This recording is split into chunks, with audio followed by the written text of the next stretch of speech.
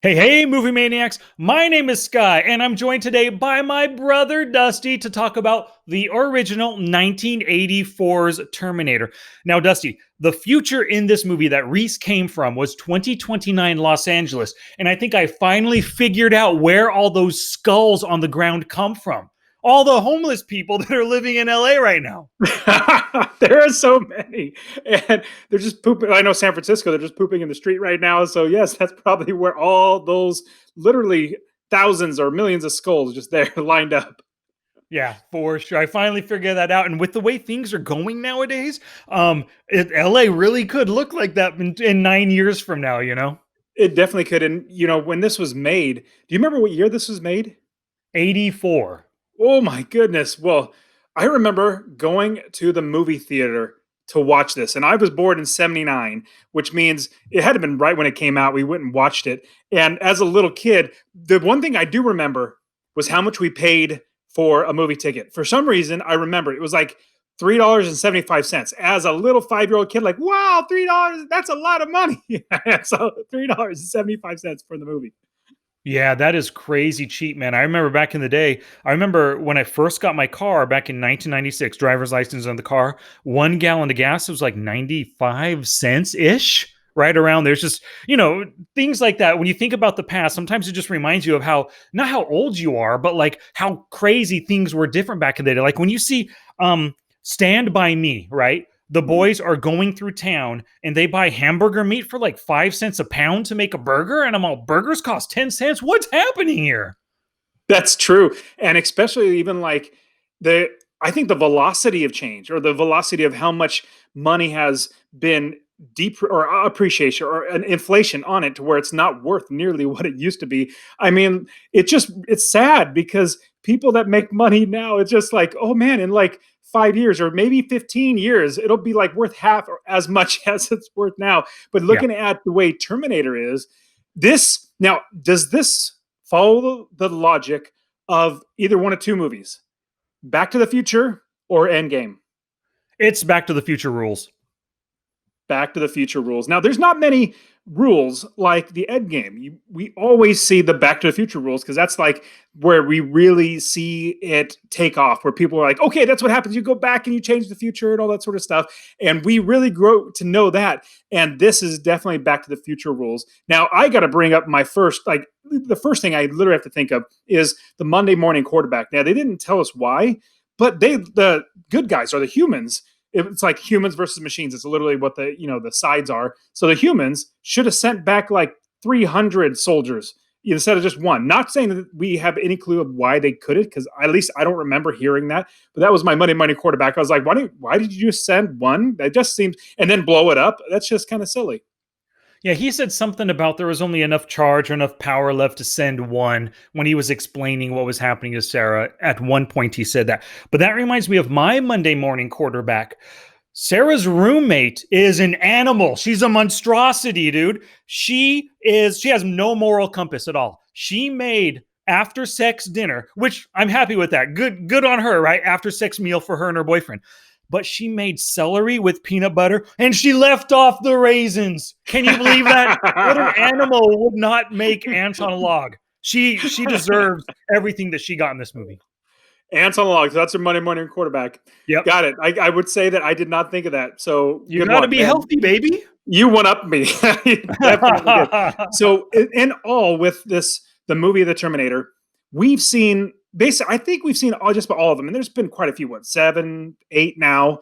And out of all of them, where would you say this first Terminator actually ranks in your somewhat order of like best to worst?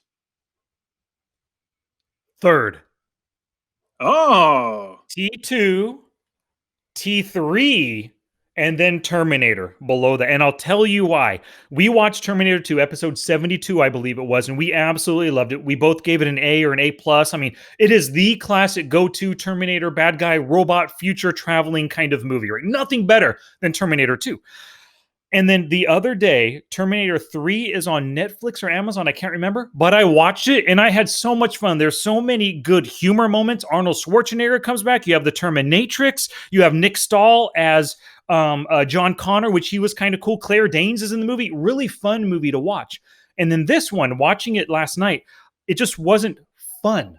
I didn't enjoy it. There's hardly any humor. Like I would choose T2 or T3 over this one any day, but I would choose this before Terminator Dark Fate or Genesis or any of the other ones. So I literally cannot remember part three. I don't know. Maybe I should go back and watch it because I literally cannot remember. I'm like racking my brain. Like T2 for me, that's by far the best one. Like you can't beat T2. But when I watched through T1, it's I want to say it's like not necessarily a different genre or anything, but it was literally a gritty, action thriller type of movie. They didn't want any humor, even though there was a little bit of, not I would say humor, but just kind of like, oh, there were some little wisecracks, like at the very beginning where Sarah Connor's working at the diner. Somebody says to her like, or one of the other waitresses says, in 100 years, this wouldn't matter. Like, whoever says something like that only in this movie because it's about time travel. Or Yep. another thing where Sarah Connor's roommate, when she finds out that the guy dumped her or just left her hanging there, and she says to him that there oh no, before that she says that no mortal man deserves us. So it's like two little like wisecracks that you would never ever hear anybody say something like that. And I was thinking it's not necessarily funny. It's just like, oh, I caught on to that. But I wouldn't say it's a different type of movie. It's just they were going for like, this is the Terminator. But then as movies progress, as people's idea of what's good and what's bad progresses, you need to throw in other comedic elements or other elements that aren't just all hard hitting all the time. So for me, I probably should go watch T3 again, but I would say T2 then T1. If T3 is in there, I might have to watch it again. But honestly, all the other ones, they were so sad, or it wasn't really for me. Any one of them. Maybe the most recent one, Dark Fate, was somewhat okay. Like it wasn't too bad. Yeah. But yeah, so for me, T2 and T1. I'll have to watch T3 again though. Yeah, I highly recommend it. You might remember Kristana Loken. She was the female Terminator. That was the first time, and that she would actually like be able to have like fire, like a flamethrower out of her arm and stuff. You might remember that. But the coolest visual in that movie, maybe we'll cover it someday, but this might remind you. They're going on a truck with a crane. He drops the crane into the sewer. It catches, and the truck flips with the Terminator on it. Maybe you remember that. Such an awesome visual. Yeah, no, I don't remember any of that. Okay, so forget it. But I do highly recommend this one. Now, you just gave away the spoiler for me, man. Even I though know. I watched it before. That's like the biggest visual in the movie, and I guarantee that's in the trailer. Seeing that tanker truck flip over like that, Got it. So this movie was a lot of fun. Now I realize now that all three movies have scenes with gigantic 12-wheeler rigs and stuff. Like that movie had that with the gigantic crane with 8 wheels, 12 wheels, or whatever. T1 and T2, of course, they have the gigantic gas tanker trucks as well. Like that's a common theme in these movies, gigantic equipment in order to help at least maybe not stop, but slow down the Terminator. It's like machines or humans using machines to fight against machines. And then especially in this one, when they're in that little factory or the big factory and if you watch the trailer, it's rather interesting. They make the scene of the factory seem like it's putting together the Terminator, which it absolutely doesn't. So I went back and watched the trailer after I watched the movie all over again. And so it was a decent trailer, but you absolutely know Arnold Schwarzenegger is a Terminator. He's the star. Like you want people to know that, hey, he's the bad guy. He was Commando or, anyways, or Conan the Barbarian. But you have the machines actually go against machines, and so that was pretty interesting. Now I'm trying with all of these different movies. As I'm watching it, the storyline's pretty good throughout the entire thing. And I also like and appreciate how they try to keep this, not necessarily say all the same characters, but some, like the guy, like the doctor from the police station from part one. He apparently either got a promotion or got a new job, but he was at the psych ward in part two, and so it was rather interesting this, seeing them translate. And they brought him back in part 3 as well. Oh, did they really? Yeah. That's awesome. And then we see Edward Furlong He's the only one that I know of. He was in part two, correct? Or was he wasn't in three, correct? Not in three. He was in two only. A different character, Nick Stahl, played John Connor in part three. I just thought that was really weird. But oh well, you would think that maybe they would have got him back. But you see in Dark Fate, the newest Terminator, that he was in there again. It was probably just old footage that they got and just cropped him in, which was pretty darn cool how they did that. Now, what would you think about you being Kyle Reese and you trying to take on the Terminator by yourself as well as being hunted? That's just pretty crazy. It is pretty crazy. What I would have liked, now you can't really do it, but he should have done more game planning, and he should have, like, while he was waiting for Sarah Connor or something, he should have been making those pipe bombs then or something. Like, he knew what he was up against. That little handgun he had and a shotgun wasn't gonna stop him. But they can't show him like preparing for battle with the robot because we don't exactly know what he is just yet. You know what I mean? You got to kind of keep the suspense going. So I understand that. But yeah, I mean, you got to do what you got to do to save the mother of the human race like that. So I guess you got to just take him on. But it would have been cool if he just looked in that phone book. Oh, phone books are pretty darn useful in the past, at least. Nowadays, I don't know how useful they are. We never use them. But he should have just spent some time looking up metal smelting factories or I don't know, some heavy equipment. Go to Home Depot and rent a pop riveter or something, to pop it in the head. I don't know what he could have done there, but he could have done a little bit more prepping to fight the Terminator.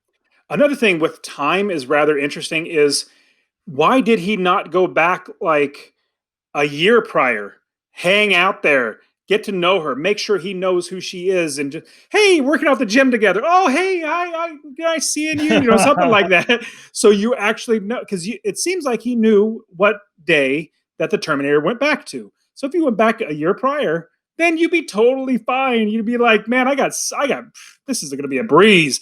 I'm going to plan. I'm going to have 10 billion of these pipe bombs. I'm going to have like, that's another little nuance. Obviously, time, it's just always hard to write a story that people can't go back and pick apart. But at the time, Yeah, when I was 5 years old, watching this movie in the theater, I was like, wow, this is so cool.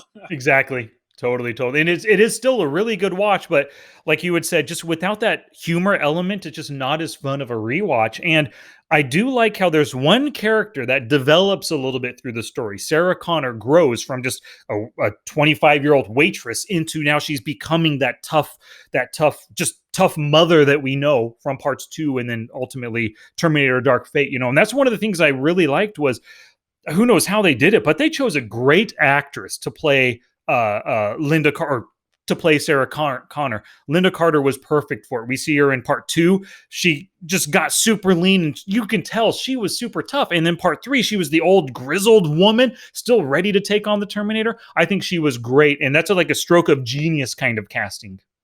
They, man, as always, they did a great job casting, but not enough. Not enough of this one character or this one actor. So I was so blown away that they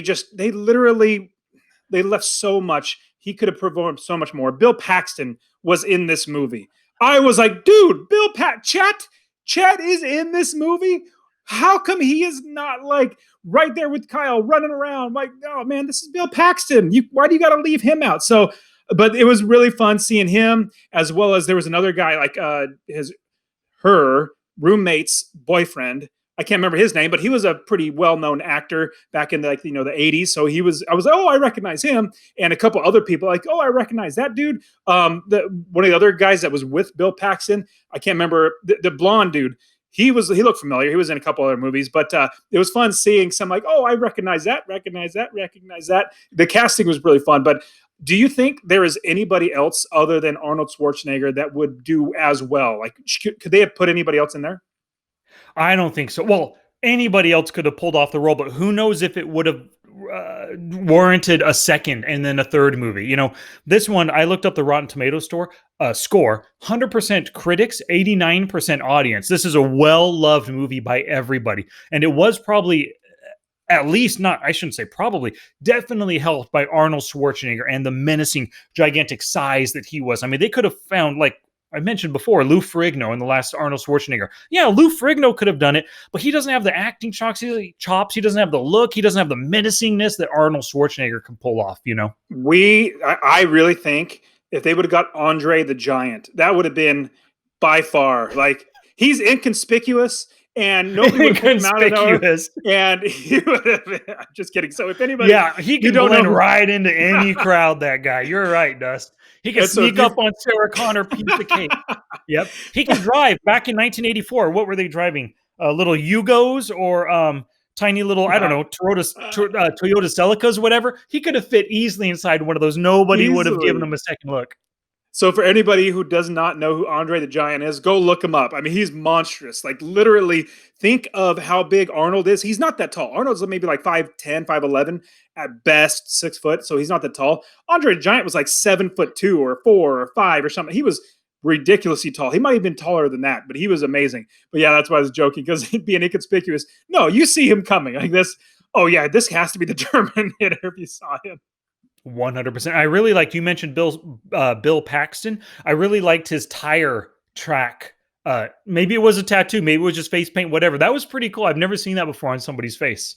Well, and there's a reason why you've never seen it again, because it's just like, who would ever It's do that? ridiculous, but It was it's like 1984 punk. That's perfect for that scene, I think, you know? Did you now growing up? Did you ever do any punk rock hair like that, or like spiking or mohawk or anything like that? I tried to do the spiking thing, but it takes a long time, a lot of hair product, putting your head down on a table and laying and blow drying it flat. So no, I never did. Although I did have it shaved on the sides with long on top, and then I eventually got it to where like it was 2 inches wide up top. But I never actually tried to put it in a mohawk. I think I screwed up. I missed my opportunity. That's my one life regret right there. I've never tried it to, tried to actually put in a spike or a mohawk or anything. The only thing I've ever done is bleached my hair, and you obviously remember that. But when I bleached my hair, so if you guys go watch this, watchandlearnpodcast.com/YouTube, you'll see Sky and I, and you'll see what we look like. We have dark eyebrows. Well, I mean, we're half Japanese, and so we have dark hair, dark eyebrows. So imagine my head literally bleached with these huge dark black eyebrows that look like caterpillars on my eyebrows. I mean, they're huge, and so I look ridiculous. And so now looking back, I'm like, hey, that's the time back in college when you just gotta just enjoy life and do whatever comes to your head, and then look back and regret. Yeah, and regret. Exactly. You look like Guy Fieri, although you didn't have the goatee. You never had the goatee that he had.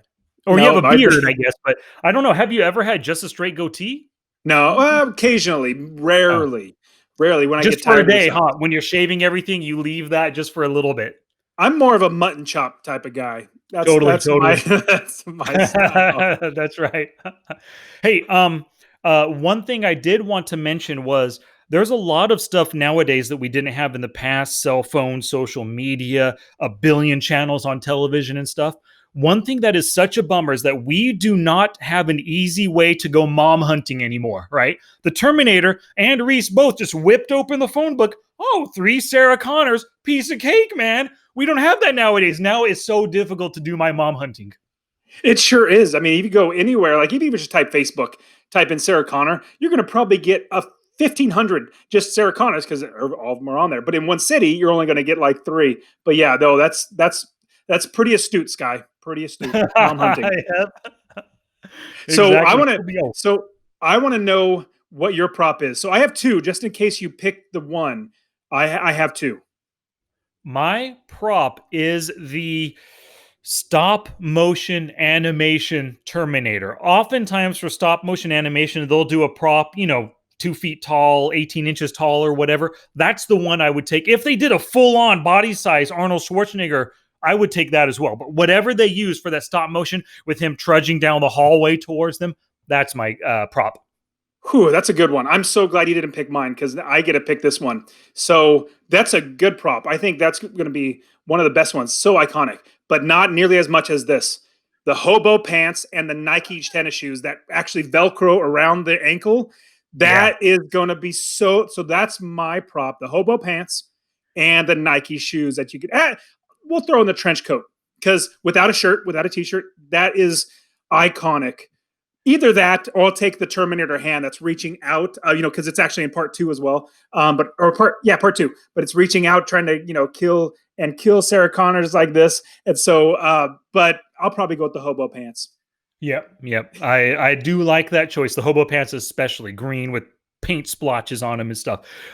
One thing that I thought of when I watched this was Arnold Schwarzenegger movies are full of quotes, right? Like, this is the one that started I'll be back. And everybody knows I'll be back. Maybe the most famous movie quote of all time. I'll be back. But there was another one in this one. It might have been the first time he said it. He said, F you, asshole, when the guy knocked on his door. But then he also said that in the movie we did a couple weeks ago, Commando, right? And I get a feeling, I shouldn't say get a feeling, it's obvious that the producers, maybe Arnold Schwarzenegger himself, they find a quote or a line that works from him and they say, this worked in that prior movie, let's use it again. And it's just kind of a fun thing. If you watch Arnold movies, you'll see the same or hear the same quotes over and over. It's very, very fun. And so it was in the Running Man where he said that F you. And also, love the "I'll be back" because you say that all the time, and as well as what was interesting is I saw something that Arnold Schwarzenegger did, and obviously this is his second language or second or other language. Like, he's from Austria, so he speaks Austrian. So he's trying to learn this language, and so when they told him, "You need to say I'll be back," and he's all, "Why would I say that? It's I. I would say I will be back." That's what I would say. And he goes, Oh, really? "No, don't say I will be back. You say I'll be back." He's like, "That just doesn't make sense to me." I'm like, just do it. And I bet he is so happy he actually did, because that literally grabbed everybody's like, oh, look at that. Because he looks so menacing and so just like, dude, that guy is, if I was behind the paper and like, or sorry, behind the desk writing the paper like that, whatever, little police officer was, I'd be like, dude, this guy, I better keep an eye on what this dude's doing. He's pretty menacing. For sure, for sure. And speaking of menacing, he did look really menacing. They had some pretty cool prosthetics with that robotic eye and everything, but then some pretty cool for the time. It was kind of like it looked really neat. Some fake full heads of Arnold Schwarzenegger with that eye right there. I really appreciated. Nowadays, for a lot of that stuff, they do CGI, and yeah, it looks more seamless, looks more real. But I just, for whatever reason, maybe because we grew up with it, I appreciate those physical, visual, actual effects and stuff. I just love seeing that Arnold looking in the mirror, his head's kind of like slowly moving and stuff. And I know that it's fake, but I appreciate it. Yeah, and what's interesting is, I love all that. I for some reason I need to go back to the quote for some reason, or like the one liner. Um, and there's so much to say about what like the prosthetics and everything. It did obviously look a little hokey in a sense now when we're Yeah. so used to so much, but back then it was like, this is brilliant. So there were two different quotes. Arnold Schwarzenegger's had many, many different quotes, but two really iconic ones came from this franchise. Number one, "I'll be back," and number two, "Hasta la vista, baby." So those are two big quotes, and I just had to bring up one more that the Terminator franchise actually has really helped Arnold Schwarzenegger's career. Obviously, this one I think took off. It really helped him even much more so. But yeah, getting back to the prosthetics and how he looks and everything, really, really fun to see. Like, adding that in, it's slow and it literally grinds to a halt the movie, like the action. It's like, and then he's like taking his arm apart, taking apart his eye. But it's a good part of the movie to help you to understand this guy is actually a robot. Like, it really, because right now all you see is Terminator, or it's Terminator, but you see Arnold.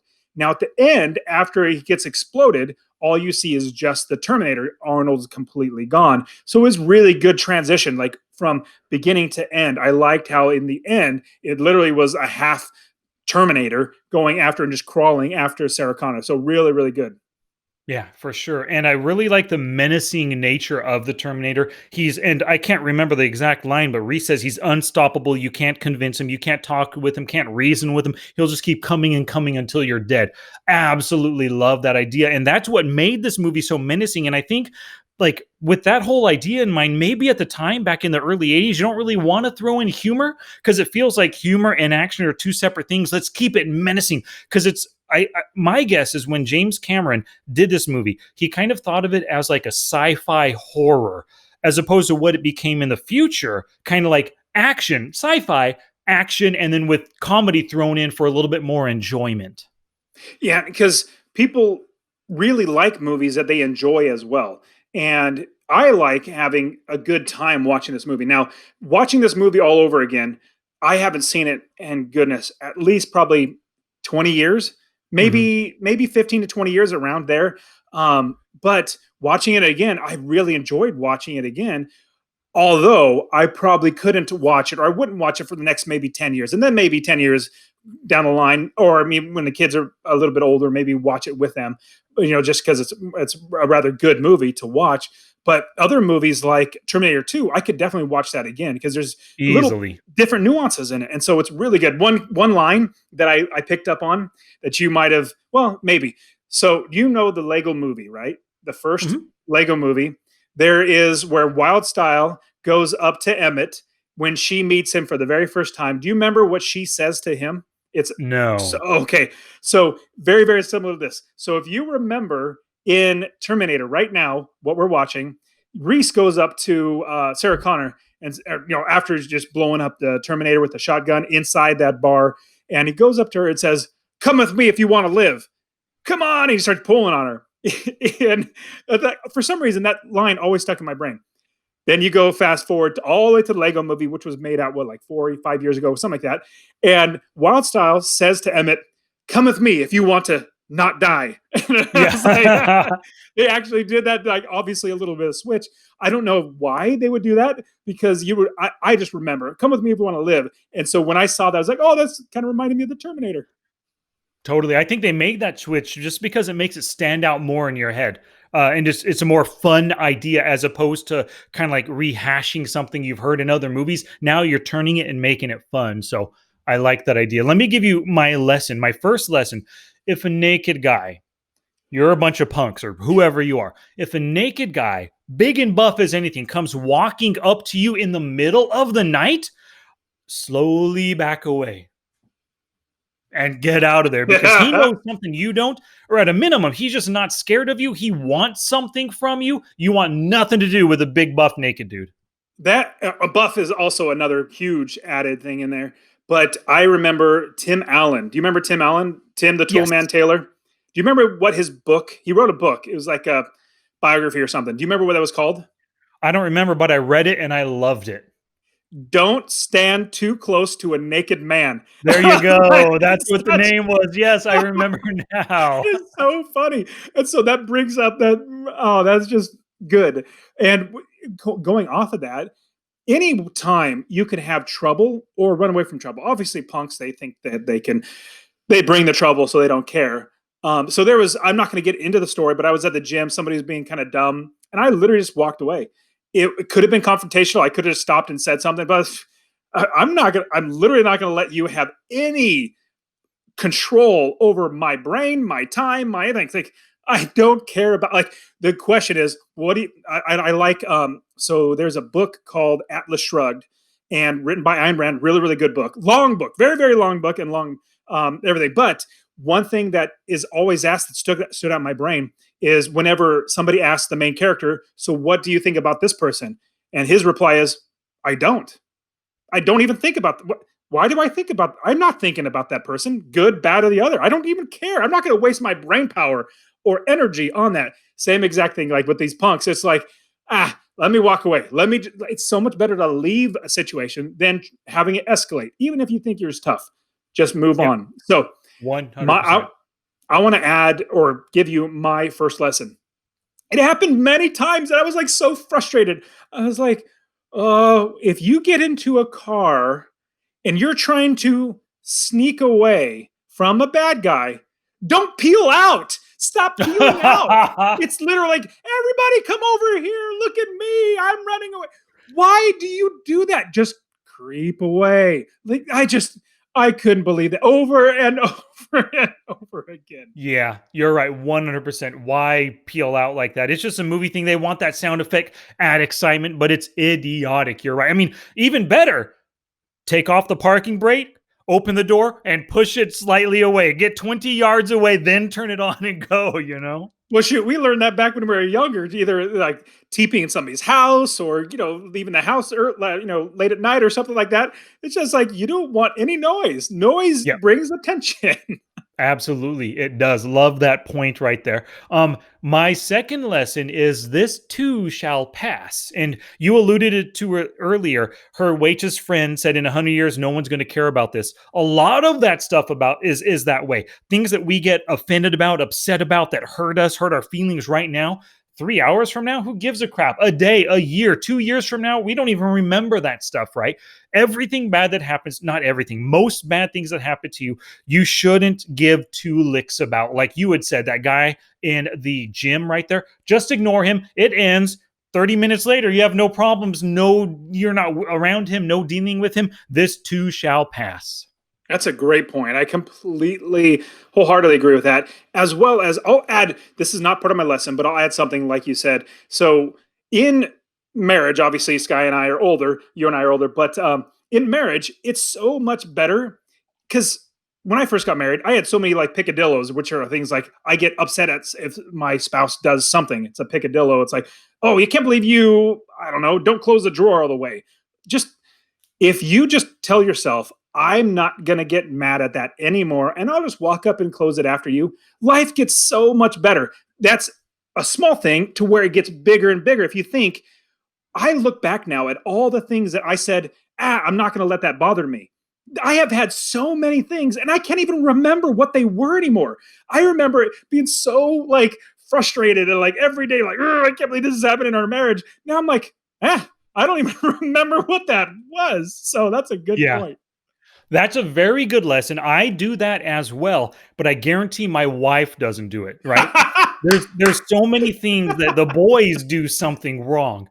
I see that exact same thing. I simply pick up the trash. I'll wipe down the toilet. I won't get mad at them. She sees it. She starts yelling, Mason Dalen, get over here and take care of whatever it is. But I just kind of avoid that yelling, avoid the pain, and just take care of it myself real quick. Occasionally, you want them to learn, you want them to do the right thing, you want them to be better people, of course, but at the expense of you getting angry and now yelling at them and causing conflict between the two of you, that's not worth it.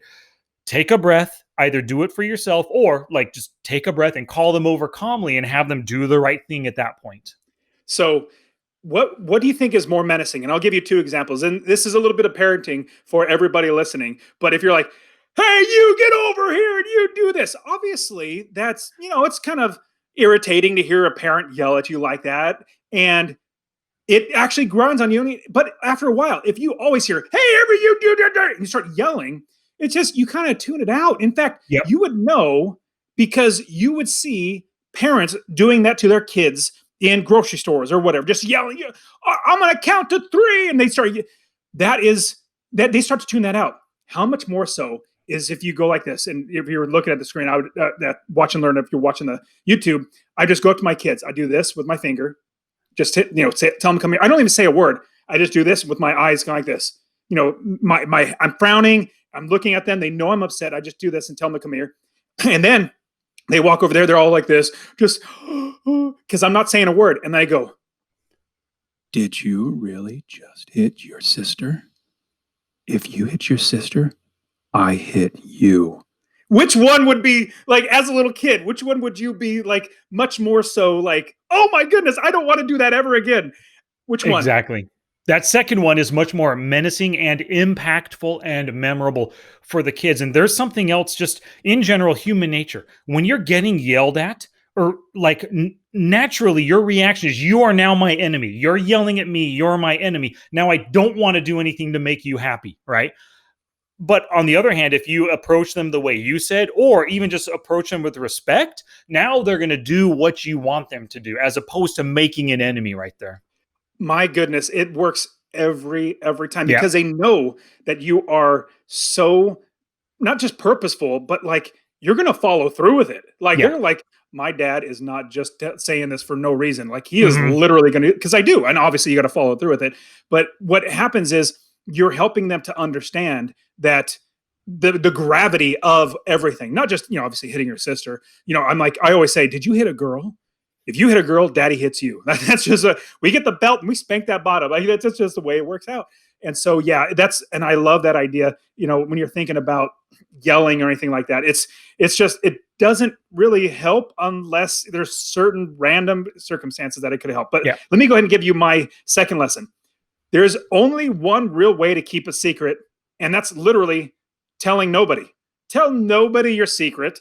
And we see this when Sarah Connor's talking to her mom. Now, obviously, we don't have robots that are going to do that, but I would say I'm seeing so much more technology where they can replicate your voice. They can even, type in something and have somebody sound like somebody else, that they just grab their pattern of speech and it sounds just like them. It's going to get to where you're not going to know. That's a small case of, in general, if you have a secret, the only person you could trust with is yourself, like literally yourself, because if you tell one person, just that one person will either let it get out or something's going to happen. Oh, I could trust this one other person, or I could trust this one other person. And by the time you're done in 4 minutes, it's already around the world. And so that's literally what you need to do, is just keep a secret to yourself. 100% great life lesson. I fully agree with you. Less people that know the secret, the less it can get out there in the world. So, Dust, my final grade for The Terminator.